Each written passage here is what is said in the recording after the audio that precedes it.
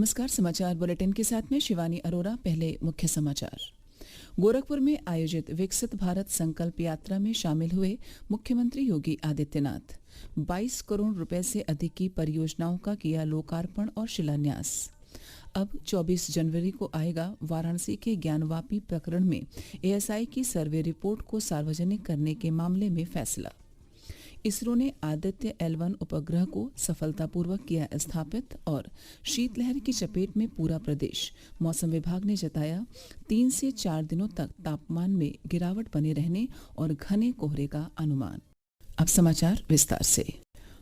वाराणसी के ज्ञानवापी प्रकरण से संबंधित एएसआई की सर्वे रिपोर्ट को सार्वजनिक करने के मामले पर 24 जनवरी को फैसला होगा। जिला जज अजय कृष्ण विश्वेश की अदालत ने एएसआई के उस आवेदन को स्वीकार कर लिया है जिसमें एएसआई ने कहा है कि 4 सप्ताह तक सर्वे रिपोर्ट सार्वजनिक न की जाए, क्योंकि इलाहाबाद उच्च न्यायालय के आदेश के क्रम में एएसआई को रिपोर्ट वाराणसी के सिविल जज सीनियर फास्ट ट्रैक कोर्ट की अदालत में भी 19 जनवरी को जमा करना है। ऐसे में अगर इस रिपोर्ट को समय से पूर्व सार्वजनिक किया जाता है तो इससे आम जनमानस में अफवाह और भ्रांतियां फैलने की संभावना है। भारतीय अंतरिक्ष अनुसंधान संगठन इसरो ने कल आदित्य L1 उपग्रह को अंतिम कक्षा में सफलतापूर्वक स्थापित कर दिया। इसरो ने एक सोशल मीडिया पोस्ट में बताया कि आदित्य L1 को हॉलो कक्षा में L1 बिंदु के नजदीक सफलतापूर्वक प्रवेश करा दिया गया। यह बिंदु पृथ्वी से लगभग 15 लाख किलोमीटर दूर है। आदित्य L1 सूर्य और पृथ्वी के संबंधों का अध्ययन करेगा। प्रधानमंत्री नरेंद्र मोदी ने इसरो की सफलता की सराहना की है और भरोसा जताया है कि हम विज्ञान के नए क्षितिज की ओर बढ़ना जारी रखेंगे। बिजली निगम ने एक मुश्त समाधान योजना की अवधि 16 जनवरी तक बढ़ा दी है।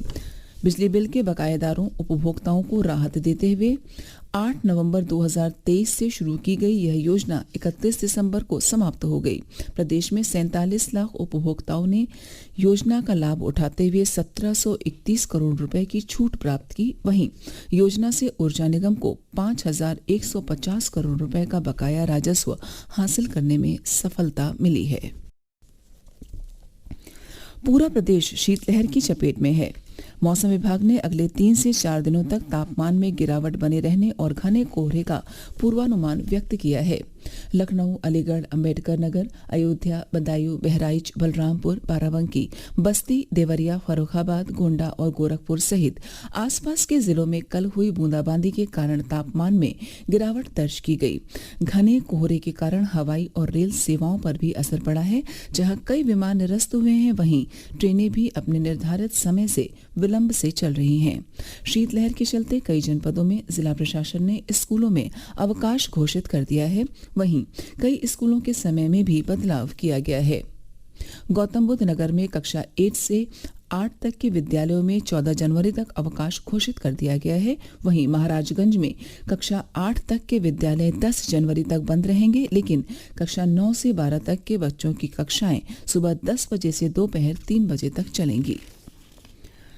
प्रधानमंत्री नरेंद्र मोदी की गारंटी वाली विकसित भारत संकल्प यात्रा कल फतेहपुर की ग्राम पंचायत कोतला पहुंची, जिसमें केंद्रीय राज्य मंत्री साध्वी निरंजन ज्योति शामिल हुई।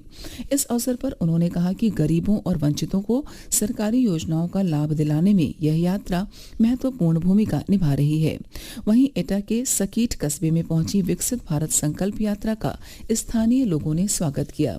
कार्यक्रम स्थल पर विभिन्न विभागों के स्टॉल लगाकर पात्र लोगों का विभिन्न योजनाओं में रजिस्ट्रेशन कराया गया।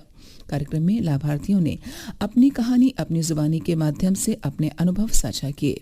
उधर पीलीभीत जिले के बूंदीभूण गांव में पहुंची विकसित भारत संकल्प यात्रा में स्थानीय विधायक बाबूराम पासवान ने विभिन्न योजनाओं के लाभार्थियों को प्रमाण पत्र वितरित किए और ड्रोन द्वारा नैनो उर्वरकों का फसलों में छिड़काव की पद्धति का शुभारंभ भी किया। कौशाम्बी के ग्राम पंचायत दनियालपुर और जलालपुर में विकसित भारत संकल्प यात्रा के अंतर्गत कार्यक्रमों का आयोजन किया गया। अयोध्या में 22 जनवरी को होने वाले रामलला के प्राण प्रतिष्ठा कार्यक्रम और 26 जनवरी को ड्यूटी पर तैनात पुलिसकर्मी अब स्मार्टफोन का इस्तेमाल नहीं कर सकेंगे। प्रदेश के पुलिस महानिदेशक कानून एवं व्यवस्था प्रशांत कुमार ने इस संबंध में आदेश जारी करते हुए कहा है कि फील्ड ड्यूटी के दौरान पुलिसकर्मी अपने कर्तव्यों के प्रति एकाग्रचित होकर सतर्कता के साथ ड्यूटी करें और मोबाइल फोन का इस्तेमाल न करें। अपर मुख्य निर्वाचन अधिकारी निधि श्रीवास्तव ने लखनऊ में विभागीय अधिकारियों के साथ बैठक में आगामी 25 जनवरी को आयोजित होने वाले 14वें राष्ट्रीय मतदाता दिवस की तैयारियों को समय से पूरा करने के निर्देश दिए हैं। उन्होंने कहा कि इंदिरा गांधी प्रतिष्ठान में आयोजित होने वाले इस राज्य स्तरीय समारोह में मतदाता जागरूकता प्रतियोगिता एवं लेजर शो का आयोजन करने के साथ साथ विभिन्न विभागों के स्टॉल तथा जर्नी ऑफ इलेक्शन थीम पर प्रदर्शनी लगाई जाए। राष्ट्रीय मतदाता दिवस के आयोजन को आकर्षण बनाने के लिए पतंगबाजी और वॉकथॉन तथा प्रभात फेरी का आयोजन भी किया जाए। कार्यक्रम में स्कूली बच्चों और एनसीसी कैडेट्स को भी शामिल किया जाए। मुख्यमंत्री योगी आदित्यनाथ कल गोरखपुर में 2 स्थानों पर आयोजित विकसित भारत संकल्प यात्रा में शामिल हुए। इस दौरान उन्होंने 22 करोड़ रुपए से अधिक की परियोजनाओं का शिलान्यास और लोकार्पण किया। साथ ही विभिन्न कल्याणकारी योजनाओं के लाभार्थियों से संवाद किया। मुख्यमंत्री ने कुछ लाभार्थियों को विभिन्न योजनाओं के प्रमाण पत्र भी दिए। इस अवसर पर आयोजित कार्यक्रम को संबोधित करते हुए मुख्यमंत्री ने कहा कि सरकार की सभी कल्याणकारी योजनाओं का लाभ बिना किसी भेदभाव के गरीबों को मिल रहा है। आज हम प्रदेश में 15 करोड़ गरीबों को राशन की सुविधा का लाभ दे रहे हैं। पहले गरीब स्वास्थ्य सुविधा के भाव में दम तोड़ देता था। आज देश के अंदर 50 करोड़ लोगों को और उत्तर प्रदेश में 10 करोड़ लोगों को 5 लाख रुपए की हर साल स्वास्थ्य बीमा का कवर आयुष्मान भारत के माध्यम से मिल रहा है। पहले गरीब के पास आवास नहीं होता था, वो झोपड़ी के नीचे जैसे तैसे गुजर बसर करता था। आज देश के अंदर 4 करोड़ और प्रदेश में 55 लाख गरीबों को एक आवास प्रधानमंत्री आवास योजना में मिल गया है। देश के अंदर 10 करोड़ गरीबों को और उत्तर प्रदेश में 1 करोड़ 75 लाख गरीबों को फ्री में रसोई गैस के सिलेंडर के कनेक्शन उपलब्ध हो गए। मुख्यमंत्री ने कहा कि यह योजनाएं गरीबों के जीवन में परिवर्तन का कारक बन रही हैं। अगर इसी तरह के परिणाम के साथ हम संकल्प लेकर आगे बढ़ते रहे तो 2047 में आजादी की शताब्दी महोत्सव के अवसर पर हम भारत को एक विकसित राष्ट्र के रूप में देख पाएंगे। मुख्यमंत्री ने इस अवसर पर सभी को मकर संक्रांति और प्रभु श्री राम के प्राण प्रतिष्ठा समारोह के लिए बधाई दी।